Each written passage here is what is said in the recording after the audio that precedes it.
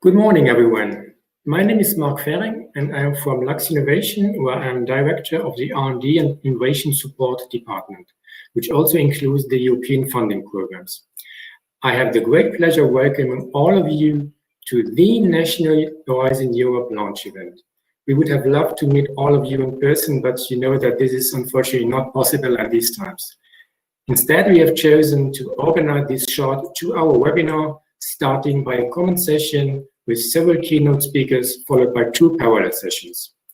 One is intended for stakeholders that have little to no experience in European research and innovation projects, and the other one targets stakeholders with advanced experience in European R&I projects in the past.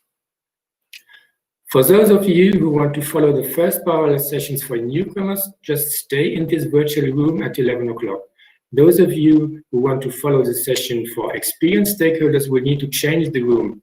If you registered, you have already received a second link to connect after this session. If you haven't registered yet, no problem at all. You will receive the link in the chat, which you see on the right side of your screen. Furthermore, if you have some kind of technical problem, I invite you to just send a message in that chat too. In addition to this launch event, we will also organize many thematic seminars throughout 2021, giving you all the necessary and crucial information you will need to prepare for different calls of Horizon Europe. I am pleased that we have today on stage high-level keynote speakers from as well the European Commission, as well from the 2 Ministères de Tutelle of Lux Innovation, from the Ministry of the Higher Education and Research, and from the Ministry of the Economy. I am particularly pleased to welcome our guest speaker from the European Commission, Dr. Peter Droll. At the European Commission, he is Director for Prosperity in DG Research and Innovation. Peter Droll has been working in the European Commission for more than 20 years with positions in environment, enlargement negotiations, industry policy, innovation, and research. Since 2010, he is at the Directorate General Research Innovation, where he was first responsible for innovation, then for industrial technologies. Following the reorientation of DG Research and Innovation towards sustainability, his competencies have been enlarged to include industrial research and innovation agendas, business intelligence, as well as knowledge valorization policies. His speech will focus on the intervention in impact logic of Horizon Europe and give further information about budget and timing. Dr. Droll, the floor is yours. Thank you so much. Thank you, Mark, and welcome to you all. I'm so happy to be with you at this launch event. And I would like to share with you some thoughts, as Mark said, on the intervention logic, the importance of impact, and what are the next steps until the launch. So, yes, and I can even manipulate the slides, how nice the technology works. So what is research and innovation all about? And we have seen that with quite some pain now in the current pandemic. It is crucial to solve short-term challenges. And from our side, we have seen all the dire situation. We are quite proud that at EU level, we could rechannel funds, quite important funds to research on solutions for the coronavirus. And we have launched more than 100 projects since March with a volume of more than 460 million euros, engaging internationally and across the EU to provide solutions.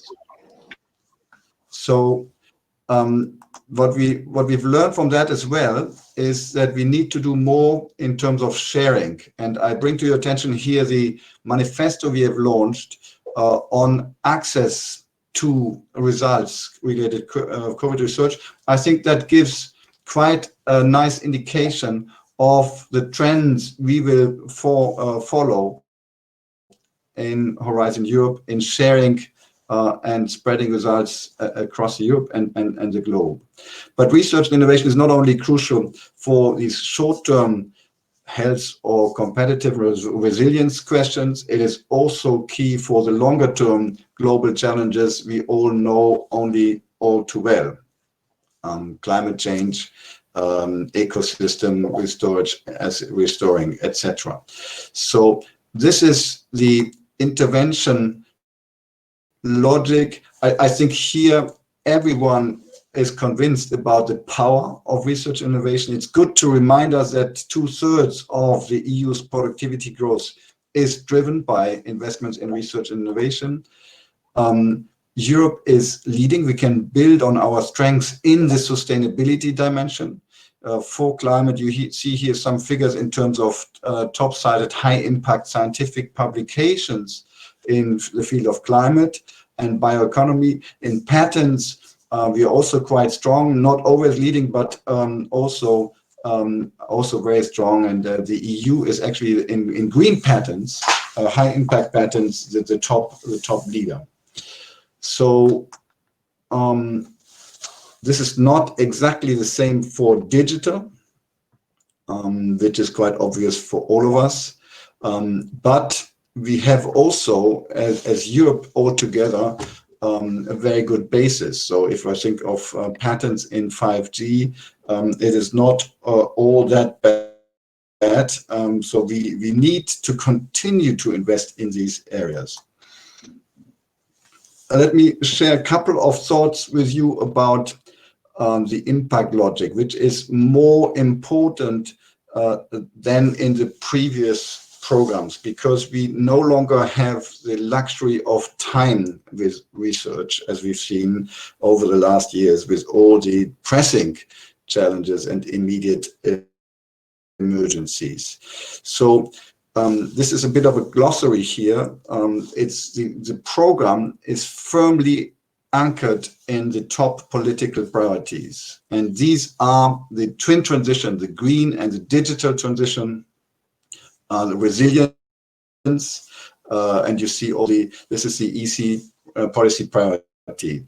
They are translated into key strategic orientations.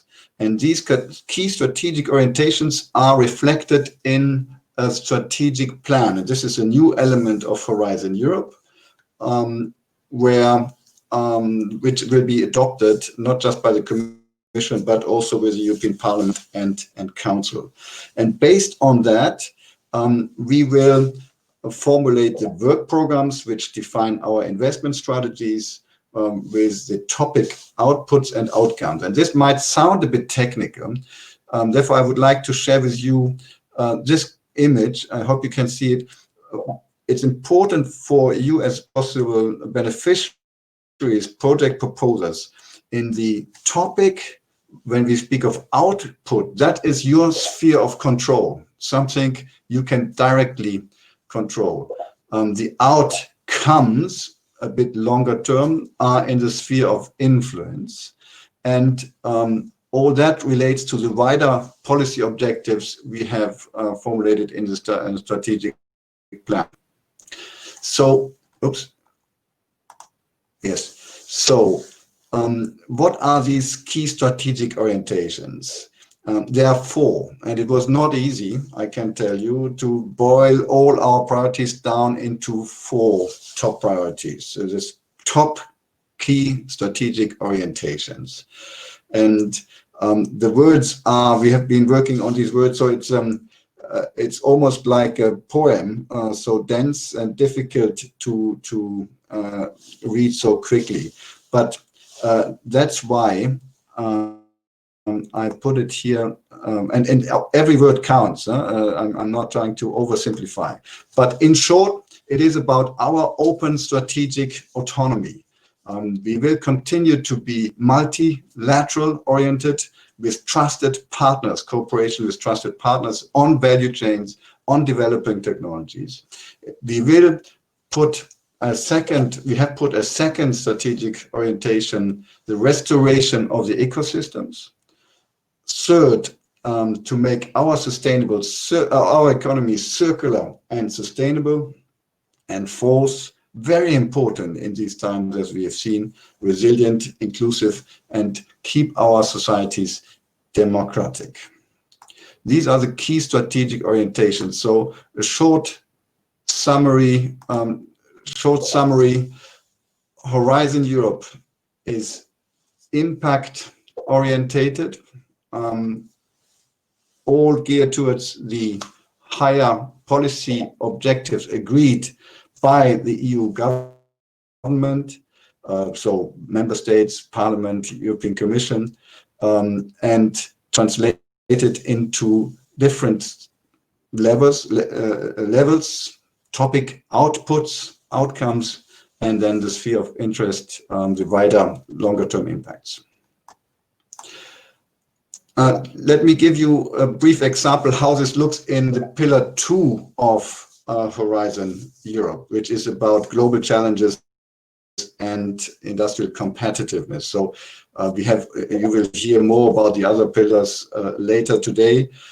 So this is an example from what we call cluster 4 on digital, industry, and space. Our vision here is to develop technologies which are globally competitive, can be applied in a competitive way, which respect the boundaries of our planet, so that production becomes fully sustainable, which requires circularity and is reflecting human needs and making sure that there is inclusiveness in our society.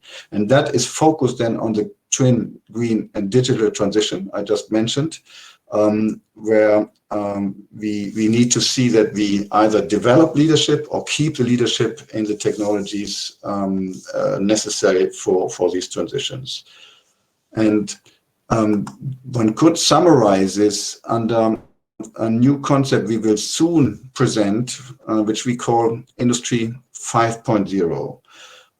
That is about recognizing the power of industry to provide the solutions and to turn our transition, the ambition of transition to sustainability, to climate neutrality by 2050, but circularity more generally, into reality.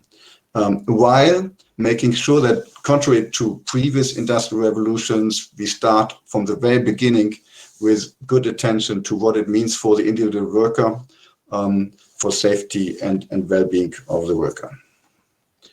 And in terms of impact, expected impact, you will see here the 3 of the 4 key strategic orientations to which this cluster contributes. Evidently, it is about strategic autonomy, data.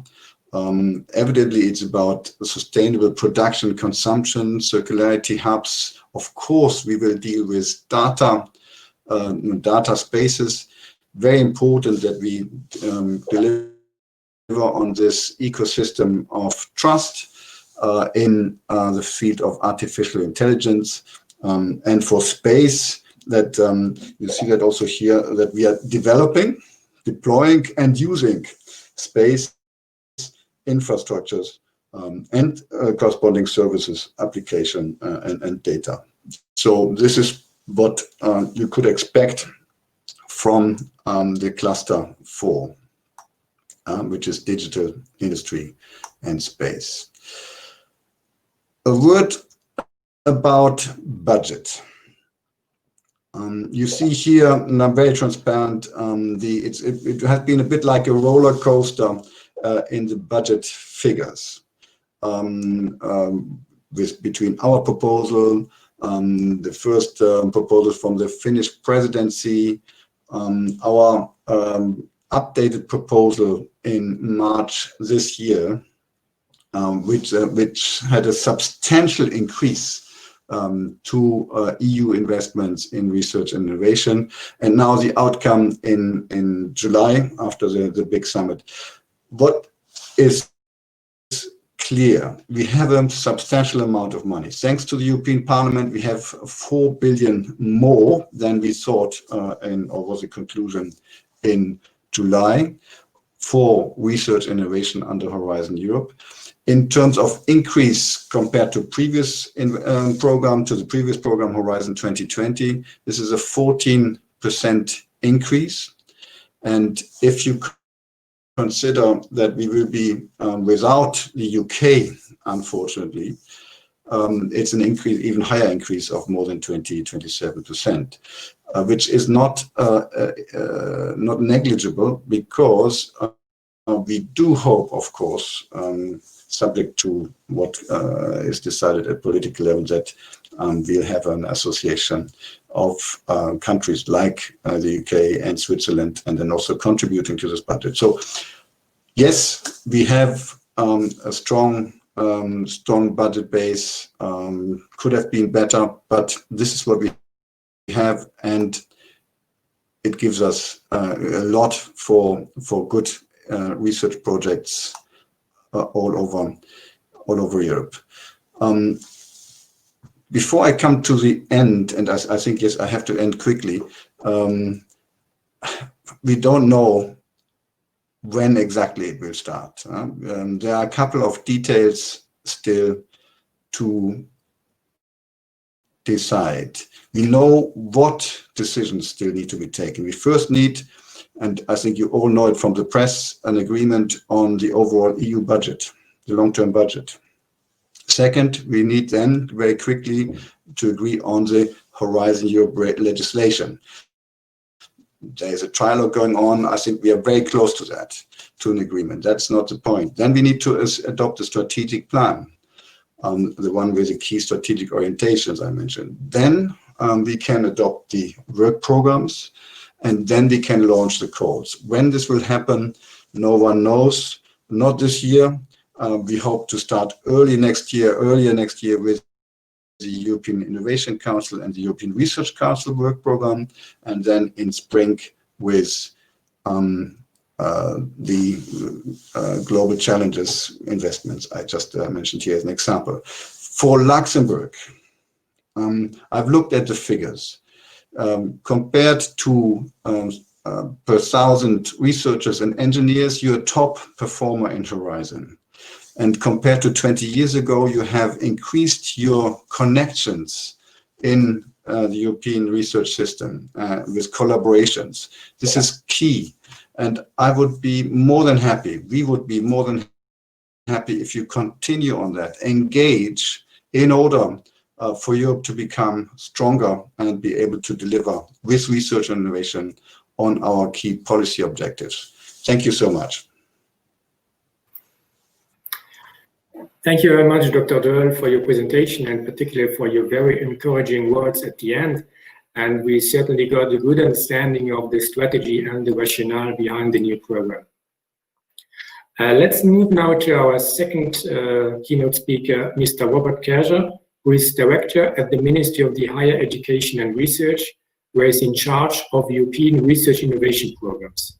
He will give an overview of Luxembourg's participation to FP7 and Horizon 2020, and underline the role that our institutions can play in Horizon Europe. Mr. Kerger, please take the floor. Thank you, Mark, and good morning to everyone. I'm really pleased to see so many of you connected in this very important event, and I really congratulate and thank Lux Innovation for having organized this first event on Horizon Europe in Luxembourg. Can I? Oh, yes. So I will start by shortly presenting our national research and innovation strategy that the government has decided upon just 1 year ago. And the overall objective of this national research and innovation strategy is to make Luxembourg is aiming to become a sustainable, knowledge-driven, diverse and trusted digital society. And it is clearly written that the science research and innovation sector must be part of this vision. And it must, for this, it must educate and attract the talents that the knowledge society needs, and also value the diversity. This means that science, research and innovation has to play a decisive role in achieving Luxembourg's vision for 2030. Now, how to fulfill this mission? Well, the strategy identifies 3 pillars, being on the one hand side, the coordinated governance, infrastructures and policies among the main actors of public and private research. The second pillar is the regulatory framework and the funding instruments by putting emphasis on both public instruments and also public-private instruments. And the third pillar is the anchorage of the science and society, fostering for societal impact. You can read all the details in the strategy document that is available on the government side. One very important horizontal dimension of this strategy is the international dimension of research, and it appears at several occurrences in the text, and I have just put it here. Some of them, there are more, but the real aim of this national strategy is also that Luxembourg and its research sector becomes internationally visible. And one very important instrument for proving this international visibility are the framework programs of the European Union, and especially the next one, Horizon Europe.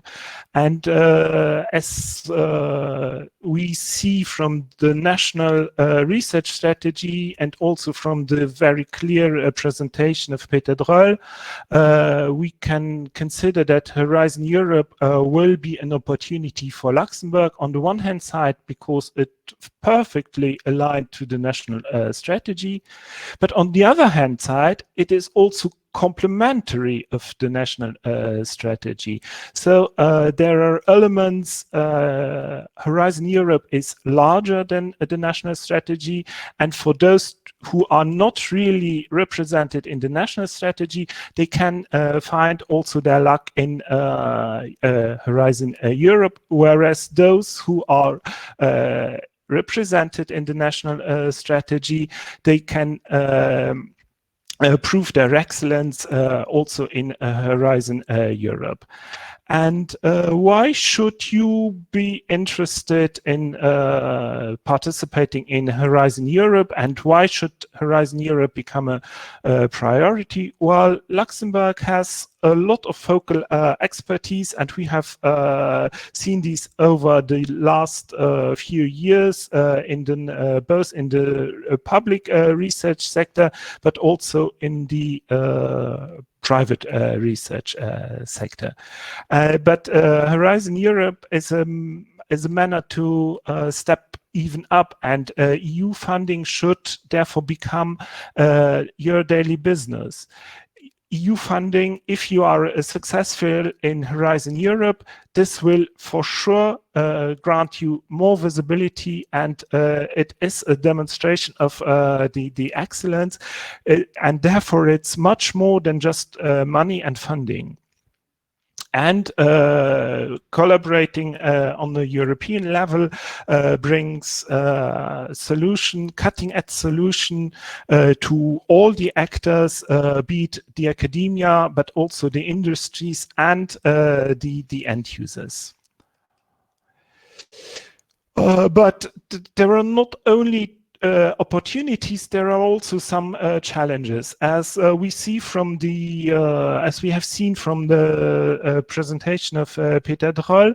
The budget increased with regard to Horizon 2020, but not in the extent we would all have wished for, and that means that the competition will even increase in Horizon Europe. But I'm quite confident that in the meantime Luxembourg has reached a very good maturity of its system, so that it really can enter this competition. And I will show you some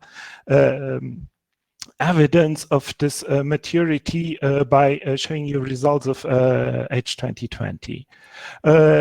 Another challenge is also how to include more participants to Horizon Europe from Luxembourg, be it from the public research sector, but also from end user side like hospitals or administrations.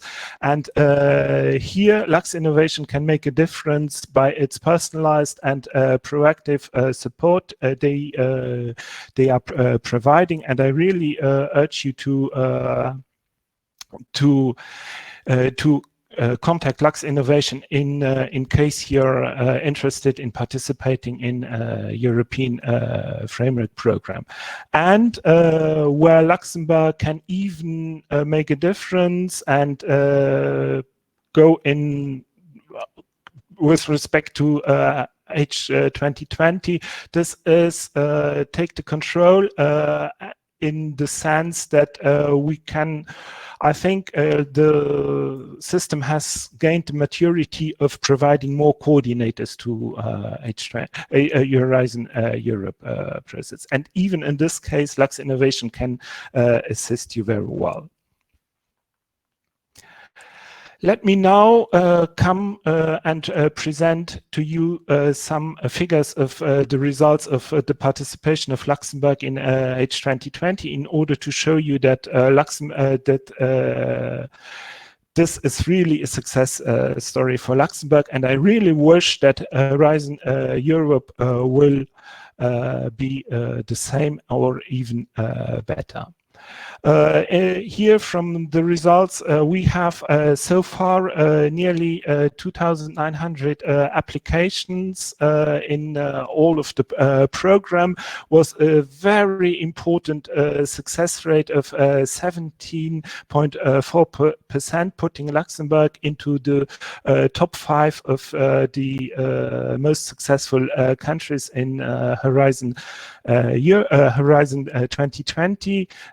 Just to remind that the average is at 12%, so Luxembourg is much more successful in H2020, and this shows also is very good evidence of the maturity and the quality of the research performed in Luxembourg.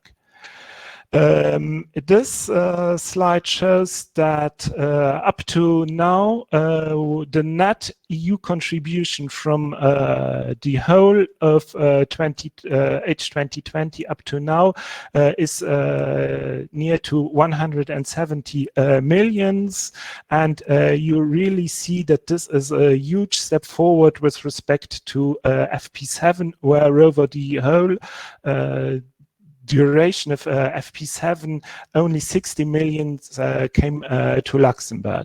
The 60 millions represent 0.13 of the EU total, whereas at this stage from H2020, Luxembourg already got 0.32% of the EU total, and since this is not yet the end of H2020, we expect more to come. Some more figures, I won't go into details of them. And what are the main thematic areas where Luxembourg is active and successful? Well, all over the framework program, this is really a constant all over the framework programs. ICT is #1, and with more or less 25 millions coming from Brussels, was a huge increase with regard to FP7. FP7. I've put the increase rate with regard to FP7 in the box at the right, and the main thematics areas are in this in H2020, ICT, the health program, transport and security. From the more transversal programs, less thematic programs, we can see that the ERC program made a huge step forward, and I will come back to this with respect to FP7, whereas the Marie Curie actions can do better, I guess, where we are not yet at the level of FP7. The top performant organizations of H2020 is the University of Luxembourg, getting for itself 1/3 of the coke, followed by by a private company, Intrasoft International, and then another public institution, the list. So this chart shows you that there are a lot of actors active in H2020, but most of the EU contribution goes to the private actors. Approximately 60% going to the public sector and 40% to the private sector. But this is also one of the particularities of Luxembourg, where private companies get more or less 40%, whereas at the European average, it's only 29%. So this shows that there is a very strong research-driven and innovation-driven private sector in Luxembourg. One of the biggest successes for Luxembourg in H2020 was really the ERC, the European Research Council, and currently there are 15 grants granted to Luxembourg. There were 14 in H2020. At the end of FP7, we had 0 for Luxembourg, and we inherited 1 at the beginning of the framework at the beginning of H2020, and then a real big step forward. Real big efforts have been invested in making applications successful for ERC, and we really here can see that this ventilation of consolidator grants, advanced grants, starting grants, and even proof of concept. Luxembourg is really represented at all stages of the ERC, and we are very proud of that. Perhaps let me conclude by reminding you that since 2018, or rather since 2019, the government has introduced for the public institution a topping up of the participation in the European framework programs, where public institutions being successful in FP7 or H2020 can have a part of this so-called bonus, which was 4.5 million in 2019 and has now reached the level of 7 millions for 2020 and 21, this is distributed on a 3-year window. And here are the figures for the bonus in 2020, where the university gets nearly 5 million of the whole bonus, the list 1.8, LIH 300,000, and LISA roughly 100,000 euros. based on its return from the framework programs. And one aspect also of this bonus program is that this money must go to the teams that are successful and not to the institution as a whole. I will conclude by saying that we are very proud of our participation in H2020. The number of participation is more than satisfactory. The success rate is really great. The number of ERCs, but as always, there is still room for improvement. And I really urge you to approach Lux Innovation to make this happen. And so this improved participation could be on the side of the national industry, or the service sector is quite well represented. The humanities and social science could be better represented. As I already said in the part of Horizon Europe, we could make some progress in the project coordination as well as in the Marie Curie actions. Thank you very much. Thanks, Mr. Kerger, for your presentation. You certainly showed us how things have improved from FP7 to Horizon 2020, and we certainly hope that this positive evolution will continue with Horizon Europe. Now we come to our third keynote speaker, who is Mr. Mario Grotz. He is General Director for Research, Intellectual Property and New Technologies at the Ministry of the Economy, and he is responsible for the development of the technology-based sectors in Luxembourg. In 2018, he also became president of Lux Innovation. His speech will cover the national economic priorities and their alignment with those of Horizon Europe. Mr. Grotz, the floor is yours. Thank you, Mark. It's a real pleasure to be able to assist with this launch event on Horizon Europe. I hope the slides will work.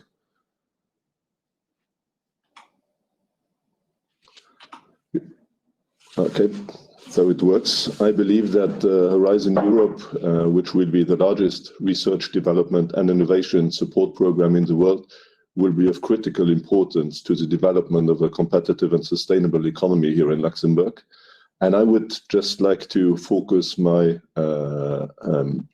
my introductory speech on some thoughts on the importance of innovation for the economy, for the Luxembourg economy, and for the economy in general. Since the last 20 years, we are in a transition towards a knowledge-based or an innovation-based economy. The transition gets highly visible when you look at these slides on the stock market. The slide shows that the evolution on the stock market over the last 15 years. And you can see that in 2006, the most valuable companies predominantly came out of the natural resource sector or the financial sector. Microsoft was at that time an exception to this rule. Now in 2080, the situation has completely changed. The world's most valuable companies today are innovative driven, whether in their technology innovation and leadership or in their innovative business models. However, the transition for a company towards more innovation is very often long and a hard battle.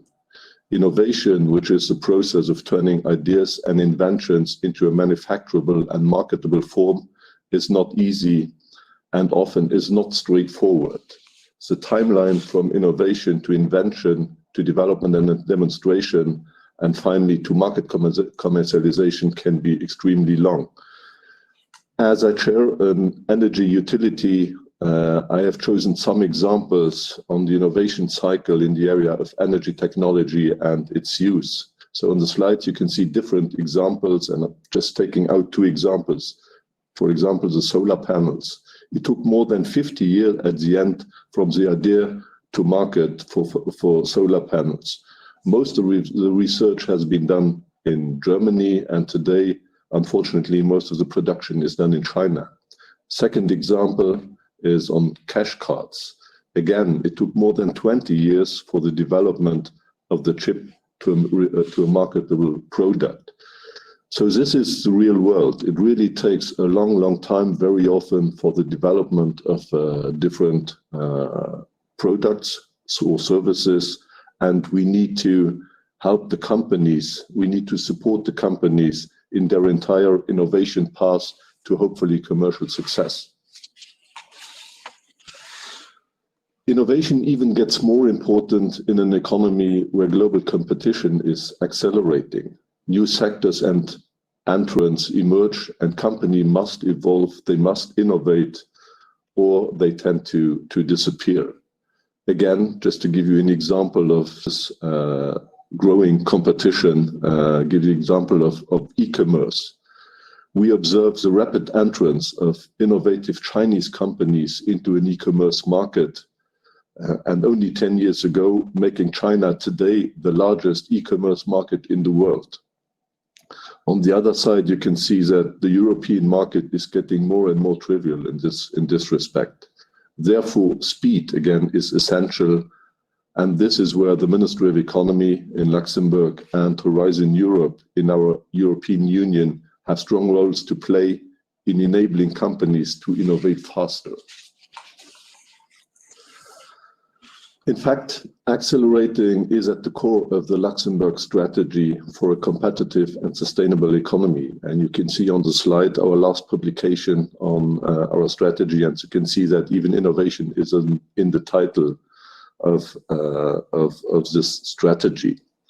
This strategy document provides a vision and a path forward to shape the digital data economy. The main challenge will consist on enabling the use of general purpose technologies such as artificial intelligence, coupled with Internet of Things, smart components, systems and networks, HPC, and big data analytics, and this all to drive future growth. The Ministry, of course, will continue to implement a multi-specialization strategy with a focus on a small number of specific sectors in order to achieve critical mass in these sectors.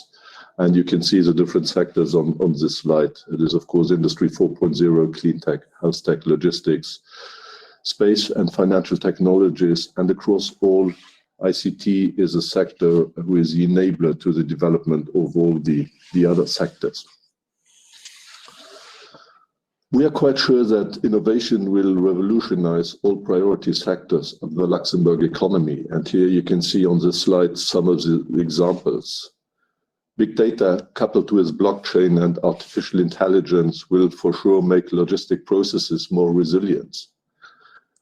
Coupling space data with terrestrial data sources will lead to new services and products in many economic sectors. Fintech already is today the fastest adopter of new digital and data technologies and is a game changer in the financial world. IoT, artificial intelligence, and high-performance computing are technologies that will lead to more efficient production processes in industry. So in all the sectors, innovation plays a crucial role. On the European level, the Ministry of Economy is already actively participating in several initiatives from the European Commission, mainly in the Digitizing European Industry program. The Ministry was one of the original group of 6 member states co-funding the new Euro HPC initiative and new executive agency for Euro HPC agency, which is today based here in Luxembourg. In doing so, our intention was to democratize HPC, in particular for SMEs, so to make it a tool for innovation and to support the companies in the development of products based on HPC.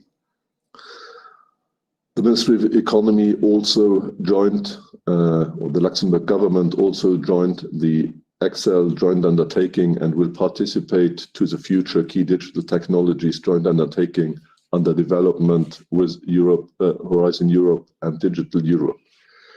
We also have a strong interest in many other European partnerships under development in Horizon Europe. My ministry is fully supportive of the key strategic orientations for research and development, and I just picked two of the four key strategic orientations which are particularly important for Luxembourg. The first one is promoting on open strategic autonomy by leading the development of key digital enabled technologies, sectors and value chains in Europe to accelerate and steer the digital and green transition through innovation. This is fully in line with the future strategy to be brought up to the government next month by the Ministry of Economy. The second very important key orientation for us is making Europe the first digitally enabled circular and sustainable economy through the transformation of its mobility, energy and construction and productive systems. Once again, this really reflects the vision of our future government strategy in this area. The Horizon Europe program is divided in three main pillars. We think that the intention of the Luxembourg industry participants today should mainly be on pillar 2 of this Horizon program, and in particularly on the two clusters, digital industry and space, and climate, energy and mobility. I really wish to congratulate the Commission for this cluster configuration, which will enable significant synergies and value-added connections to be made. Finally, I also would like to bring to your attention, to the Luxembourg audience, a very significant new pillar 3 program on innovative Europe, targeting in particular our dynamic SME ecosystem in Luxembourg.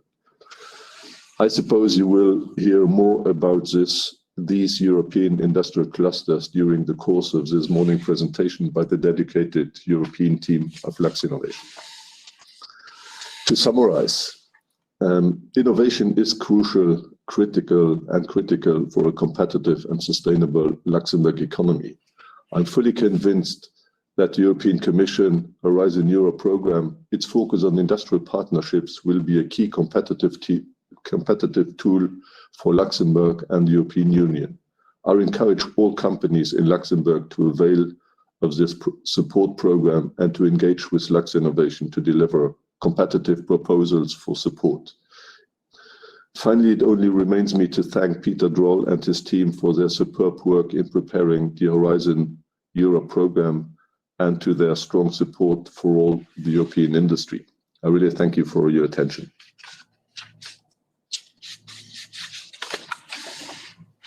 Thank you, Mr. Gotz, very much for your presentation, which certainly showed us that there are significant opportunities for the Luxembourg companies in Horizon Europe. Our last speaker today in this opening session is my colleague from Lux Innovation, Mr. Benjamin Questier. He's strategic advisor and head of the European R&I integration support team.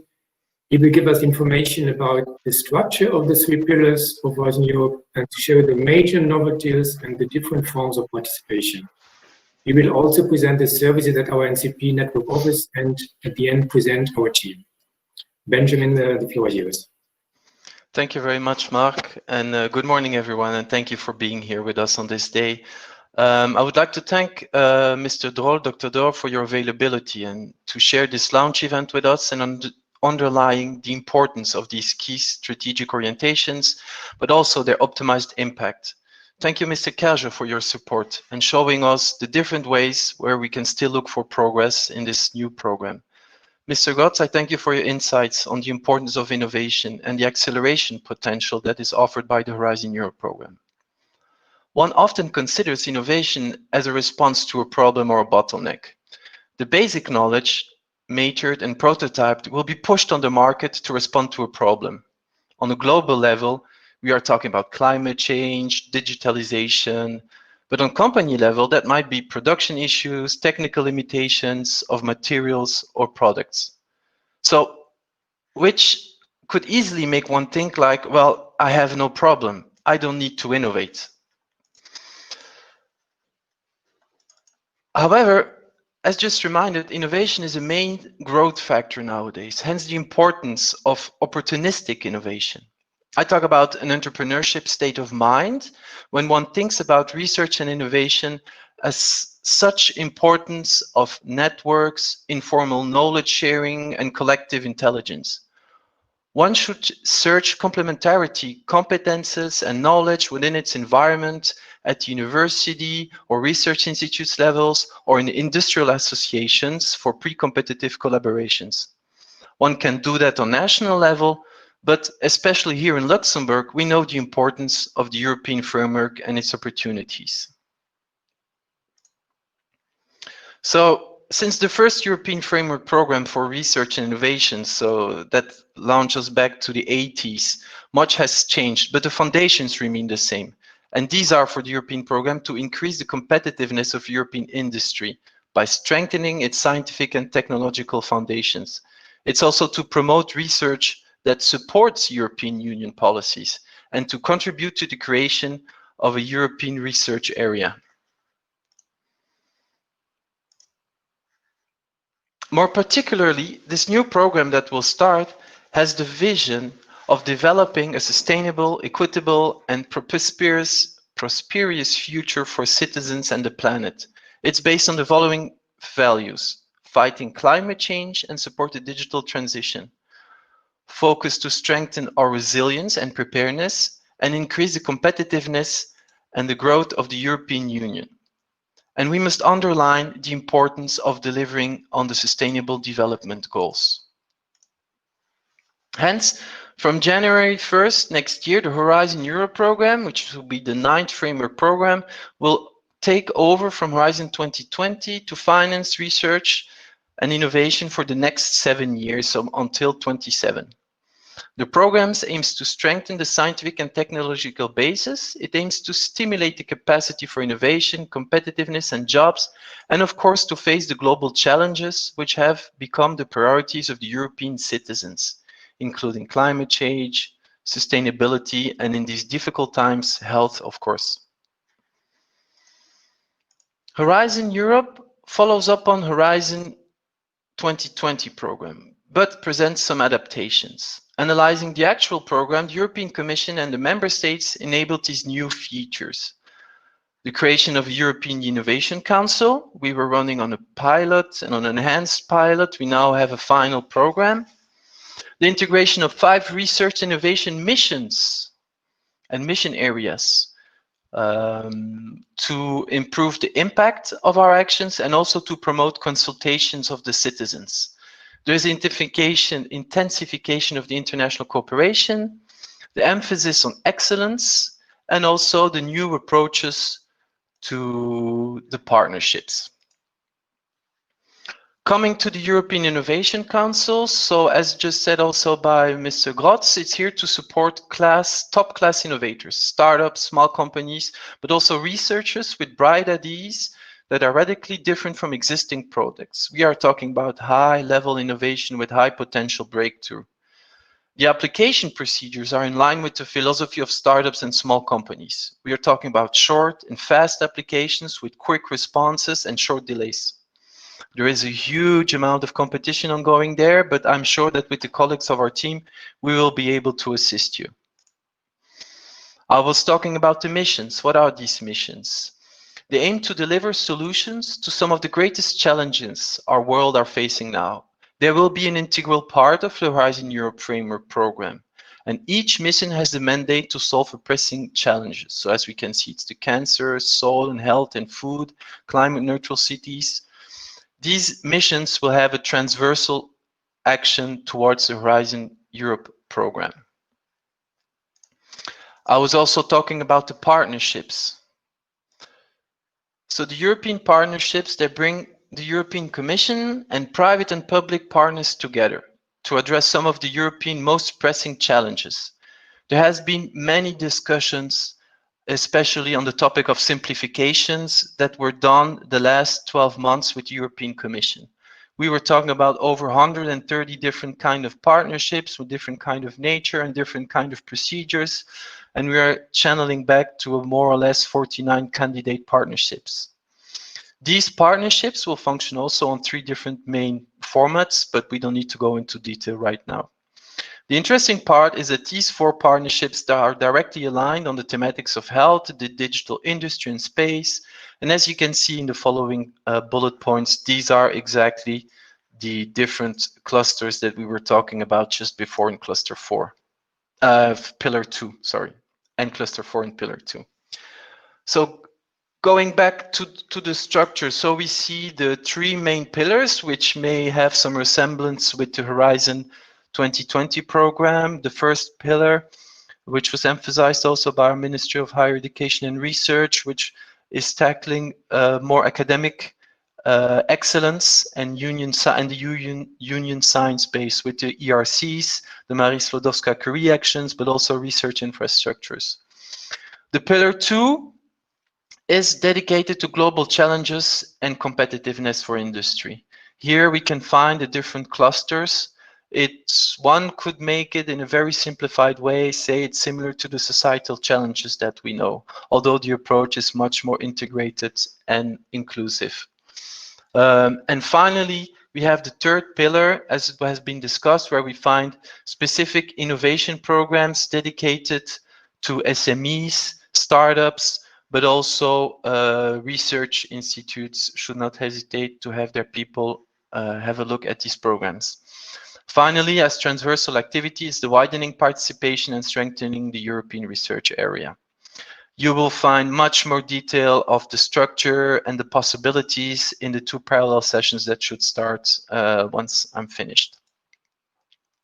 So just some general information still here, who can participate to the programs. We're talking about public and private entities, but what is very important is that the program, everyone is welcome to participate to the program. We're talking about RTOs, research organizations in any kind of thematic. If we're talking about universities, but any faculty, also faculty of law, can find opportunities. We're talking about companies, any kind and nature, but also hospitals, especially now in these times. It should be known that hospitals can participate to several kind of programs and projects, and associations as well. It's very important for us that patients association or citizens representatives can be involved in different kind of projects. Which kind of countries can participate? Well, we have still the basic rules, of course, which are the 3 legal entities of 3 different member states or associated countries. But then, of course, I think I lost my slides.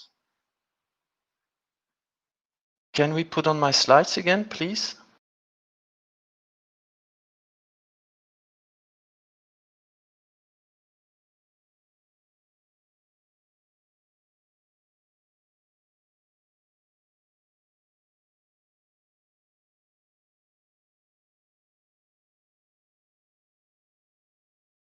Sorry, everyone. I think there was a slight glitch, maybe because the session was finished, right, or something like that. So I hope everyone is still here. I'm close to the end of my presentation, and we will be able to switch into 2 parallel groups. So basics is, of course, 3 different organizations from 3 different member states. But then, of course, there is opportunity for third countries if their participation is considered as essential, if the country has a specific regulations, and these can be found in the general annexes, or you can ask us. But also in some specific calls, countries are indicated as being expected to participate. We all know, or most of us know, the European Framework Program as a collaborative project where so the different entities should participate. We also know it very much for the top-down approach, which is more in the calls that specify what is exactly expected, what is the kind of impact your project will be measured on. But you should be aware that there are individual opportunities as well when we're talking about ERCs or Marie Curie, but also for companies in the third pillar activity. And in these activities, you find also much more bottom-up approaches where you are able to decide on which kind of thematic you want to work. As it has been reminded by the previous speakers, of course, participating to European projects brings you interesting funding with interesting funding rate, but moreover, it's a gain of visibility of your work.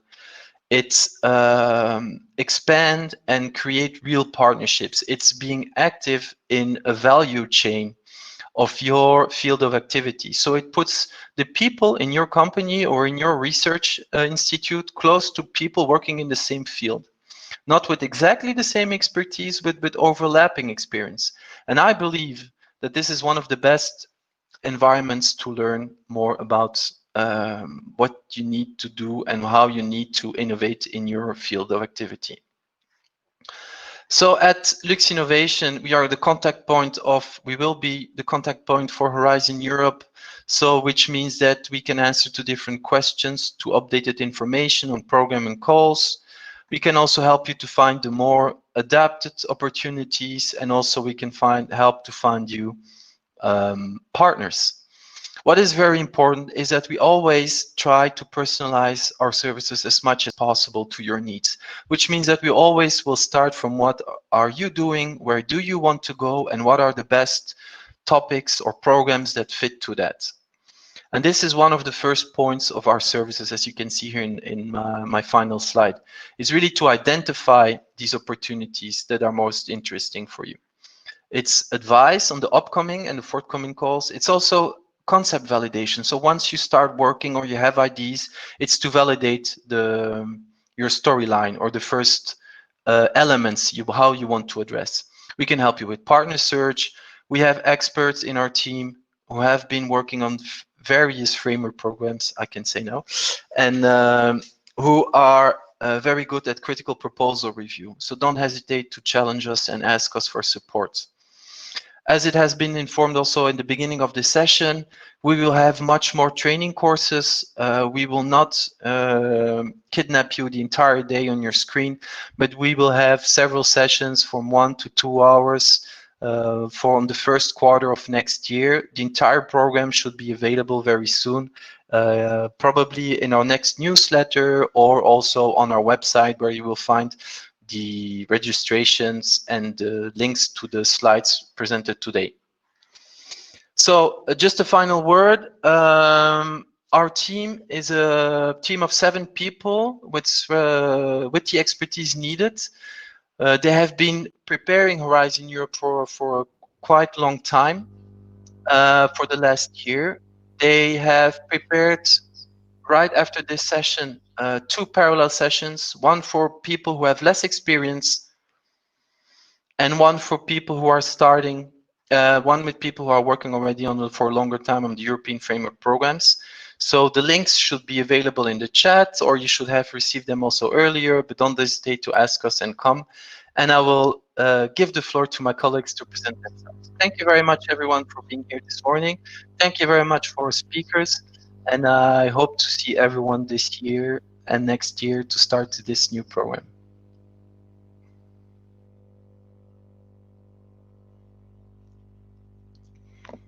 So good morning. My name is Sanna Alaranta, and I'm so happy to see so many people online. And as you can see on the slide, so I will be in Horizon Europe. I will be in charge of culture, creativity, and inclusive society. So the more SSH, social sciences and humanities focused cluster 2 program, as well as the climate, energy, and mobility, so cluster 5. Thank you, and see you in the advanced group session. Thank you, Sanna. So my name is Charles Betts. I'm responsible for the ERC program.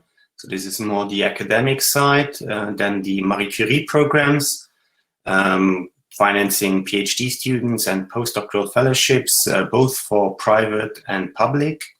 And I'm also responsible for the health program. So that's my personal background in health research.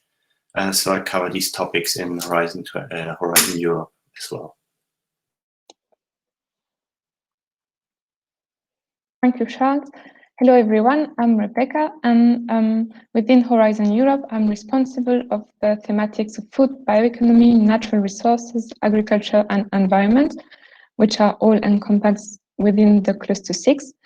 And I'm also following the widening participation and strengthening the European research area part, which is transversal to the entire Horizon Europe program. Thank you for joining us today.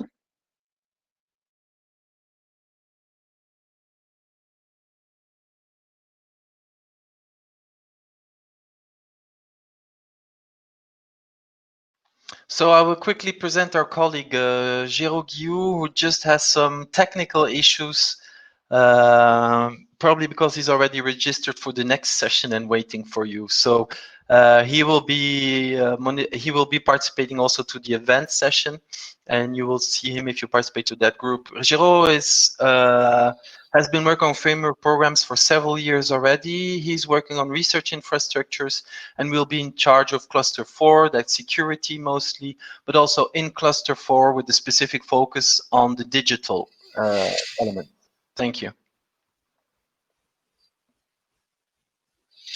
Good morning to everyone. My name is Charles Koene, and I am the national contact point for space-related matters in the Cluster 4, Digital Industry and Space. And differently than the other national contact points, I'm not part of Lux Innovation, as I'm working for the Luxembourg Space Agency, which is located within the Ministry of the Economy in the city center of Luxembourg. And maybe on a side note, for those participants who are active in the Earth observation domain, I'm also the national contact point for Copernicus, the European Union's Earth observation program. Thank you very much. And, good morning, everyone. Stefano Pozzi-Micheli. I will cover the industrial part of Cluster 4, legal and financial issues, and the EIC in the Innovative Europe pillar. And I look forward to see you in this newcomer session today. Thanks. So, thank you everyone for being here today. We will now split into 2 separate groups. The people who stay here, as we just said, for the newcomers, and all the other people are invited in the other group in parallel. If there are still some questions, the link is in the chat box. Thank you very much, everyone. Have a great session, and don't hesitate to come back to us with your questions.